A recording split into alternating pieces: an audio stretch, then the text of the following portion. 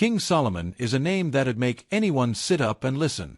The Bible talks a big game about this guy, painting a picture of a king who ruled over a huge chunk of land and was so wise he could solve any problem. Imagine having a brain like that. People say he built the most amazing temple you've ever seen, right there in Jerusalem. And he is the richest man to have ever lived. Even today, we still talk about King Solomon. He's that kind of legendary. And now, a bunch of archaeologists from Israel have just found King Solomon's tomb. Can you believe it? It's been hidden for over 3,000 years. So, what kind of treasures and clues about the past did they find? Join us as we dive into this mystery together and see what secrets King Solomon's tomb holds. King Solomon's tomb, a historic discovery. For ages, people have been on the hunt for King Solomon's tomb. Some folks thought the whole thing was just a story, since nobody had found it yet. But not anymore. A bunch of smart scientists and treasure hunters, led by this awesome lady named Eilat Mazar, made a mind-blowing discovery. They found the spot where King Solomon's final resting place might be, right in the city of David. Now, this wasn't Dr. Mazar's first rodeo. Back in 1986, she found a super old gatehouse near the city of David. At the time, she couldn't say for sure if it was Solomon's, so she kept quiet about it. Fast forward to 2009, Dr. Mazar decided to dig around the gatehouse again. Can you believe she found a whole bunch of super old stuff everywhere she dug?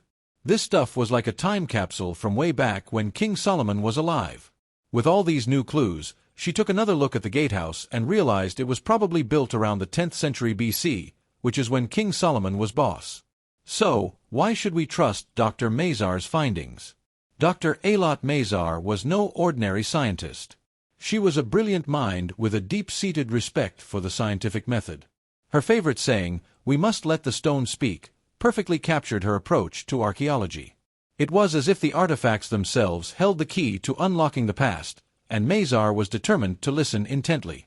Even outside the world of academia, her reputation was stellar. Herschel Shanks, a well-known American lawyer, wrote a glowing article about her in 2007 for Biblical Archaeology Review. He didn't mince words when he praised her professional skills, saying that no one would dare question her abilities as an archaeologist. Mazar was often labeled a biblical scientist, a term that accurately reflected her unique approach to research. Unlike many of her colleagues who kept their religious beliefs separate from their work, she saw no conflict between the Bible and scientific inquiry. In fact, she believed that the two could complement each other, offering different yet equally valuable perspectives on the past. This open-minded attitude was refreshing in a field where science and religion were often seen as opposing forces. Among the countless treasures unearthed at the excavation site, over 30 bulli were discovered. These tiny clay seals, once used to close documents, held the potential to reveal fascinating details about the people and events of the past. One particular bulla caught Mazar's eye, sparking a level of excitement that was rare in the usually reserved world of archaeology. Her enthusiasm was a stark contrast to the skepticism that often greeted attempts to combine science and religion. It was clear that Mazar's deep knowledge of archaeology was instrumental in making this groundbreaking discovery. What made this find even more remarkable was that the team hadn't set out to find Solomon's tomb.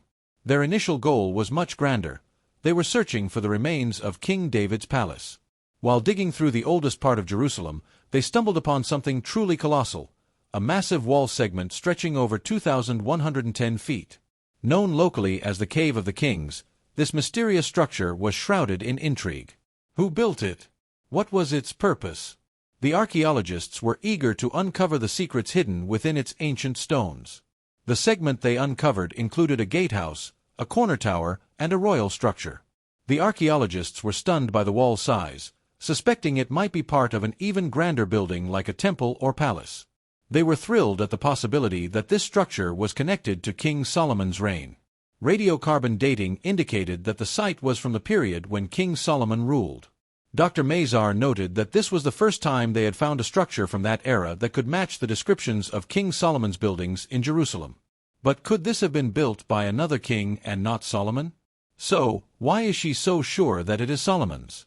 Well, Dr. Mazar explained that there weren't many kings from the 10th century who could have built such a structure. Essentially, it could only have been David or Solomon.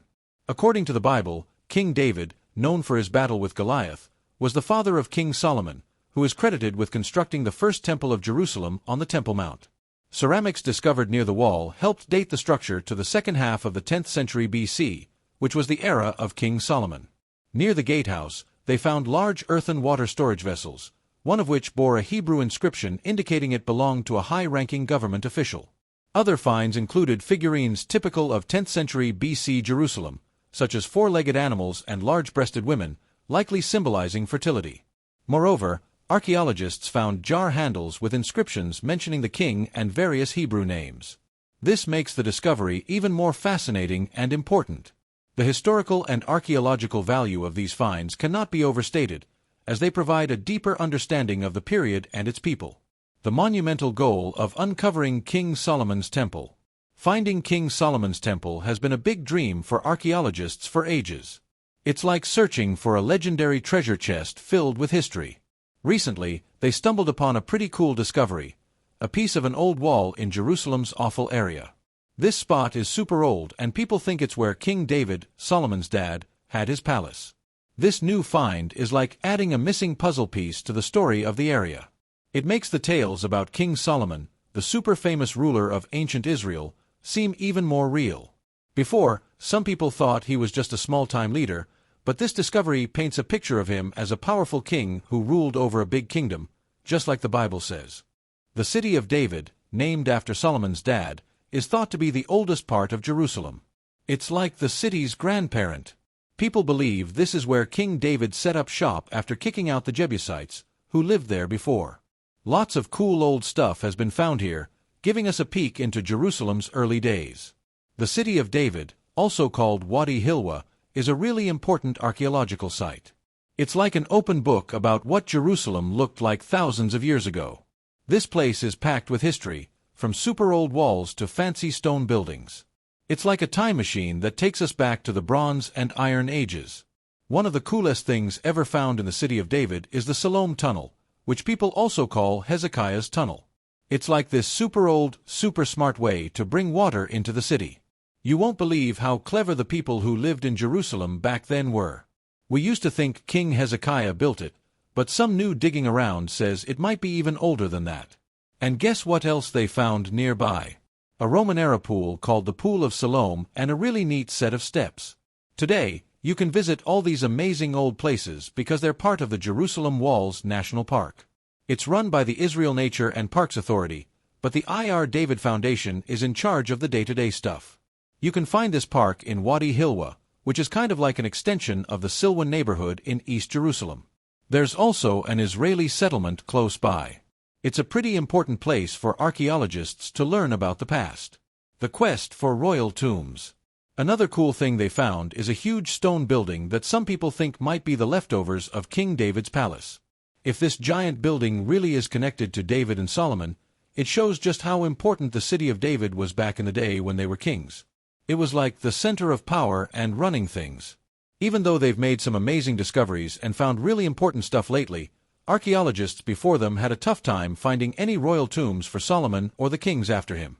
There are a few reasons why those old king tombs were missing in action. Maybe the city of David is just so big that they haven't looked everywhere yet. Or, with all the wars and crazy stuff that happened in Jerusalem over the years, the tombs might have been destroyed or really messed up. It's possible they're buried under newer buildings. But these challenges didn't stop archaeologists from hunting for those royal tombs. They knew how important it would be to find them because it would tell us a lot about the kings of ancient Israel and how they did things back then. Discovering those tombs would give us a peek into how they ran the country and what they were like as people. It would be like finding a treasure trove of information about life in ancient Israel. Even though they haven't found the tombs yet, the stuff they have found in the city of David is still super cool. The mysteries of Solomon's tomb. Before Dr. Mazar came along and shook things up, people had been scratching their heads for ages about where King Solomon might be buried. Some folks thought his final resting place was hidden under the Temple Mount, a spot that's super important to Jews, Christians, and Muslims. Muslims call it the Haram al-Sharif, the noble sanctuary, and it's where they believe the Prophet Muhammad took a magical nighttime trip on a flying horse. That incredible story is why the beautiful Dome of the Rock is there. The Temple Mount has had a wild history. Everyone from the Jebusites to the British has wanted a piece of it. It's a tiny place, but so much has happened there. Imagine trying to dig up secrets in a place where everyone's been fighting over for thousands of years. That's what archaeologists had to deal with. The people in charge of the Temple Mount for Muslims, called the Waqf, weren't too keen on digging around, saying it was disrespectful to a holy site. So, while some adventurous Europeans poked around in the late 1800s and the British did a little digging when they were fixing up the Al-Aqsa Mosque in the early 1900s, no one really got a good look at what was underneath. It was like trying to find a needle in a really big haystack. Even if Solomon's tomb was down there, it could have been anywhere. Without a proper search, it was all just guesswork. Old stories and writings talk about burying important people near the Temple Mount. They say kings like Solomon might be buried close by. And since Solomon's temple, a big deal for the Israelites, was built right there, it made sense that his tomb would be nearby. Plus, some ancient texts mention secret tunnels and rooms under the Temple Mount, which sounds exciting, right? But without being able to explore those places, it's tough to say if any of it is real. For centuries, people have been fascinated by the story of King Solomon, the legendary ruler known for his wisdom and wealth. A big part of this fascination is the enduring mystery of where he's buried. Archaeologists have been carefully poking around the Temple Mount for ages, hoping to find Solomon's final resting place. It's a delicate job because they want to protect the historical importance of the site. They've discovered some really cool old stuff, but no luck finding the king just yet. Imagine the excitement if they did. It would be a huge deal for history buffs and religious folks alike. But the search isn't limited to the Temple Mount. Some people think Solomon might be buried on Mount Zion, which is linked to King David. However, there's been a bit of a mix-up. King David is actually buried in a different part of Jerusalem, not Mount Zion. Archaeologists in the early 1900s found some stuff they thought might be royal tombs, but we now know that's where David is. So, that theory about Solomon being on Mount Zion doesn't really hold up. There are even crazier ideas out there. Some folks believe Solomon's body was whisked away to Ethiopia and buried in a secret spot. They point to some old Ethiopian stories about having things that belonged to Solomon, like his crown and throne. Another idea is that Solomon might not be buried at all. Maybe he was cremated or something. It's all pretty wild speculation, really. So, where is Solomon's tomb? Nobody knows for sure. Maybe one day we'll find out, but until then, the mystery lives on. Another interesting place archaeologists are actively trying to decipher is Zedekiah's Cave. Zedekiah's Cave.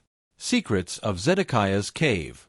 Way down under the noisy, busy streets of Jerusalem's old city, there's a secret world full of mystery and old stories. Imagine a place hidden in the dark, with walls that whisper tales of ages gone by. That's Zedekiah's Cave. People also call it Solomon's Quarries.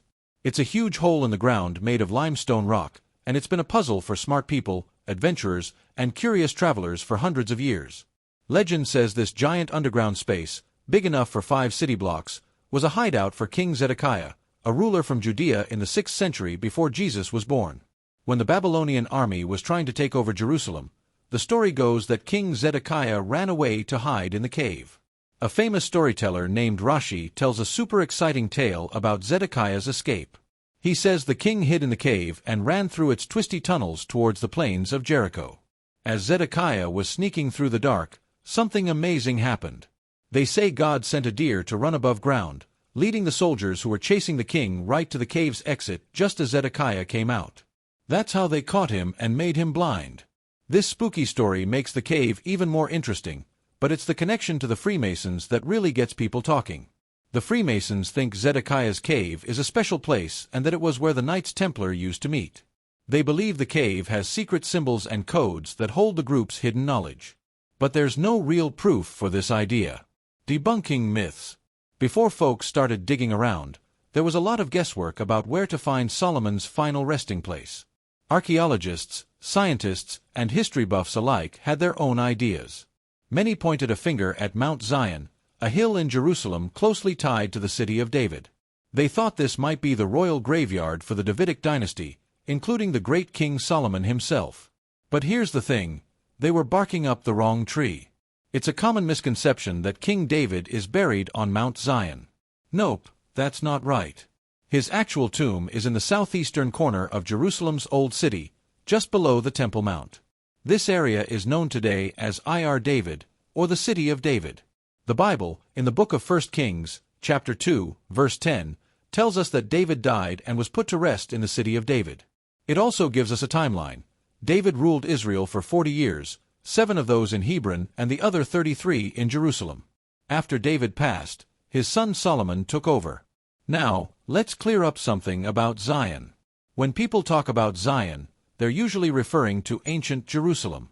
But there's a mix-up that happened in the Middle Ages. Pilgrims from the Byzantine Empire got a bit lost and thought the hills south of the Armenian Quarter in today's Old City was part of the Old City. So, they called it Mount Zion. Truth is, the city David conquered was on a lower hill south of the Temple Mount. This was originally a Jebusite city, but David made it his capital. For over 200 years, this was the whole of Jerusalem. Later on, the city grew and spread westward, eventually including the area we now call Mount Zion. So, for ages, people had the wrong idea about where King David was buried. Then, in the 2nd century, Jerusalem got into a lot of trouble. The city was destroyed, Jews were sent away from their homes, and people started to forget where David's tomb was. Luckily, the Bible gives us a hint. It says that David, Solomon, and a bunch of other Judah kings over the next 150 years were buried in Ir David, which is probably part of today's City of David. Early archaeological discoveries. Back in 1913, a French guy named Raymond started digging around in Jerusalem's City of David. He thought he might find some old tombs, maybe even the final resting place of those early kings from the Old Testament. Some people didn't buy into his ideas, but another archaeologist named Jeff Zorn thinks might have been onto something. For ages, folks believed King David's tomb was on Mount Zion. That's what a historian named Josephus said in the 1st century. But if you look at the old Bible stories, it sounds like David and the other kings from that time were buried closer to the southern end of the old City of David. Jeff Zorn has a pretty interesting theory. He thinks there might be 2 old tunnels in the City of David where they buried those early kings. A long time ago, in the 1800s, a diplomat named Charles Claremont Gano thought something funny was going on. He figured the curvy path of Hezekiah's tunnel was made to avoid messing with the old king's graves. While started digging on some land owned by a guy called Baron Rothschild in 1913, then kept going in 1914 and again from 1923 to 1924. Even though people had dug around there later and messed things up, found some cool stuff, old walls, pools for rituals, water tanks, and a round tower that might have been for keeping pigeons. But the biggest deal was 9 spots carved into the rock that looked like tombs. He thought the fancy ones, called T1, T2, and T3, might be where the Old Testament kings were buried. After hearing all this, some people think maybe Solomon's tomb was hidden on purpose to keep bad guys away. That was a common thing to do with royal graves back in the day. Some folks even think Solomon might be buried somewhere else, maybe outside the old City of David because of trouble with politics or religion during those crazy times. The tomb. Now, let's talk about the Tomb of the Kings in Jerusalem. It's open to visitors now, but for a long time, people thought it was the final resting place of King David and King Solomon. Turns out, that's not quite right, but the name stuck. This place is super old, built around the year 100. A French explorer named Louis Félicien de Saulcy was one of the first people to really look around the place in 1863. He was hoping to find proof that David and Solomon were buried there. Some folks think his dig was the start of modern archaeology in Jerusalem. Anyway, he found some old coffins, and one of them, with some writing on it, is now in a famous museum in Paris. Imagine this, a dark, old room filled with shadows. That's where King Solomon's body was chilling for thousands of years. Dr. Jonathan Hayes, a smart archaeologist, is looking at the body, his breath making little clouds in the cold air. After 3,000 years, they finally open the tomb where Solomon was supposed to be. And guess what? They find his crown. It's covered in shiny sapphires, and there are cool pictures on it showing how smart and strong Solomon was. As the archaeologist, Hayes, carefully looked over the king's fancy walking stick, a feeling of wonder filled the old burial place. The walls were covered in scrolls that everyone thought were lost forever. These scrolls told stories of teaming up with other countries and taking over lands, which changed the world a long time ago. One scroll was in amazing shape and had Solomon's own thoughts about fairness and running a country. The writing was beautiful and kind of hard to figure out. Hayes' heart was pounding as he realized how much history he was seeing. Could these old things change how we think about Solomon's time as king? Every little thing, from shiny gold decorations to old coins, gave us clues about a time that was full of secrets and power. These discoveries were going to tell us more than just about Solomon. They were going to show us the complicated story of old kingdoms that no one remembers.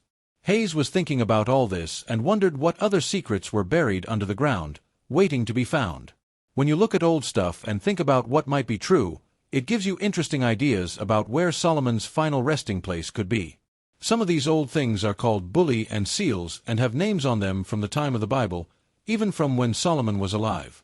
These are like little puzzles that show us where his tomb might be. A bulla is like a tiny tag made of clay or soft metal. A long time ago, people used these to make sure that important papers couldn't be changed. Around 8,000 years ago, farmers in a place called Sumer used little clay things to keep track of their animals and stuff. Later, they wrote on the clay instead of using the things, and this is how writing started about 3,100 years ago. The first ones were found in a place called Zagros in Iran. After that, people started making similar tags out of metal and called them bulli. Most were made of lead, but some rich people even made them out of gold, like the kings of the Byzantine and Holy Roman Empires. Recent archaeological discoveries. Recently, some folks digging around in Israel found 6 fancy clay seals. This was a big deal because it showed that this place wasn't just some sleepy little town. It was actually a busy center for running the country and doing business. The stuff carved on these seals is really impressive, showing off how smart and talented people were back then. They even found seals and papers that prove they had a good system for running the kingdom. Imagine if they found King Solomon's tomb. It would be like finding a treasure chest full of history. Not only would it prove all those old Bible stories were true, but it would also show us just how rich and powerful the old Israelite kings were. Everyone would want to come check it out and learn all they could about life back then. But finding Solomon's tomb isn't a walk in the park. The land is rough and there's a lot of trouble going on there. It's hard to dig around and look for things when you're not safe. Plus, finding one tiny tomb in a huge old place is like looking for a needle in a haystack. It takes a lot of time and planning. Even though it's tough and time has passed, people still love the idea of finding Solomon's tomb. There's a place called the Tomb of the Kings where they think some royal people might be buried. And guess what? They found some cool stuff there and in the city of David, like seals with names of kings people thought were just made up. This has made everyone super excited about learning more about the old days. So, is King Solomon's legacy fact or fiction? Even though we found some pretty cool stuff, there's still a lot of back and forth about whether people like David and Solomon were real or not. For instance, some folks digging around found what they think are Solomon's stables in Megiddo, which is the place they think Armageddon will happen. The Bible says Solomon had a bunch of horses and chariots in Megiddo and 2 other cities. But when they looked closer, they didn't find any horse bones or anything that really looked like stables. So, that's a bit of a puzzle. People have also been hunting for Solomon's famous mines because he needed a lot of stuff to build the first temple. Most of the time, they haven't found much. But in 2017, someone found a big old copper mine in Jordan that's really old. It's from about the same time Solomon was around. So, if Israel owned that place, they could have gotten rich and had lots of stuff. Besides looking for stuff in the ground, people who study the Bible have been taking a closer look at the stories about Solomon. There are some really wild tales, like him having 700 wives and 300 girlfriends. That's a lot of people. They also say one of his wives was the Pharaoh's daughter, but there's no proof of that in Egyptian history. People think Egyptian kings were scared to give their daughters away because it could cause problems. But one of the craziest stories is that Solomon had a whopping 1,400 chariots. That's a huge army. But we haven't found any real proof of his stables, and the Bible says the Egyptian king Shishak came and beat up Israel just 5 years after Solomon died, taking all the temple stuff. If that's true, Solomon's army couldn't have been that strong. Because of all these big stories, some people who study the Bible think maybe Solomon was made to sound way cooler than he really was. They might have wanted to make their people seem as important as other famous kingdoms. Controversy and debates. So, what do you think about this? Let us know in the comments section. Thanks for watching. If you enjoyed this video and want to see more fascinating stories and facts, be sure to subscribe to our channel. See you in the next video.